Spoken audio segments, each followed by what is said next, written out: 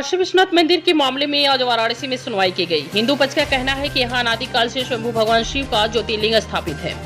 विध्वंसकारियों और आक्रमणकारियों द्वारा इस मंदिर को तोड़ा गया और हिंदुओं द्वारा इस मंदिर में पूजा पाठ न हो इसके लिए अवरोध उत्पन्न कर दिया गया।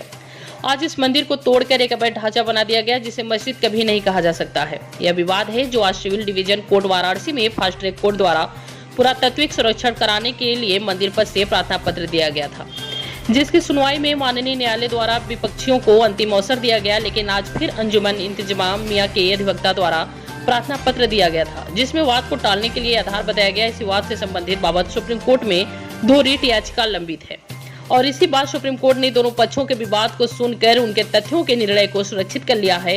उनका कथन यह था कि उच्च न्यायालय के निर्णय आने तक दोनों पक्षों की सुनवाई करके उसका परिणाम सुरक्षित कर लिया जाएगा। कहने का तात्पर्य था कि विस्तार के पश्चात सर, आज ज्ञानवापी मस्जिद की सुनवाई थी, इसमें क्या हुआ है, क्या आगे क्या आदेश पड़ी है? पहले तो वहाँ ज्ञानवापी कोई मस्जिद नहीं है, वहाँ काशी विश्वनाथ का मंदिर है। मस्जिद का कोई वजूद कभी नहीं रहा ना है। इस वाद में यही विवाद है। हिंदू पक्ष के तरफ से यह कहा जा रहा है कि वहाँ अनादिकाल से स्वयंभू विश्वेश्वर का ज्योतिर्लिंग मंदिर रहा है और आज भी है। विध्वंसकारियों ने, आक्रमणकारियों ने उसे जो है वो एक समय तोड़ा था और हिंदुओं को पूजा पाठ न करने, दर्शन पूजन न करने के लिए, अवरोध उत्पन्न करने के लिए एक अवैध ढांचा बना दिया था, जो अवैध ढांचा के रूप में है। उसे मस्जिद कभी नहीं कहा जा सकता। यह विवाद है।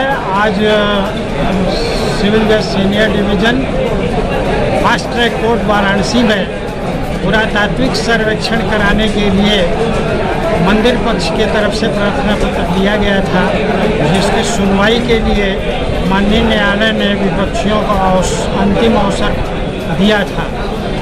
लेकिन आज भी अंजुमन इंतजामिया मसाजिद की तरफ से उनके अधिवक्ता द्वारा प्रार्थना पत्र दिया गया और उन्होंने वाद की सुनवाई टालने की कोशिश इस आधार पर किया कि इसी बात से संबंधित एक प्रश्न के बाबत माननीय उच्च न्यायालय में 2 रिट याचिकाएँ लंबित हैं और उस पर माननीय उच्च न्यायालय के द्वारा सुनवाई दोनों पक्षों को करके और उसका निर्णय के लिए उसे सुरक्षित कर दिया है।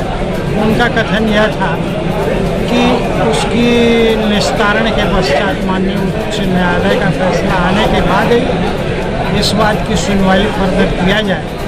जबकि न्यायालय ने यह कहा कि इस वाद में अभी तक न तो साक्षी हुआ है और न गुण दोष के आधार पर इस वाद का फाइनल डिस्पोजल के लिए, इसलिए माननीय न्यायालय ने 22 मार्च की तिथि सुनवाई पर नियत किया।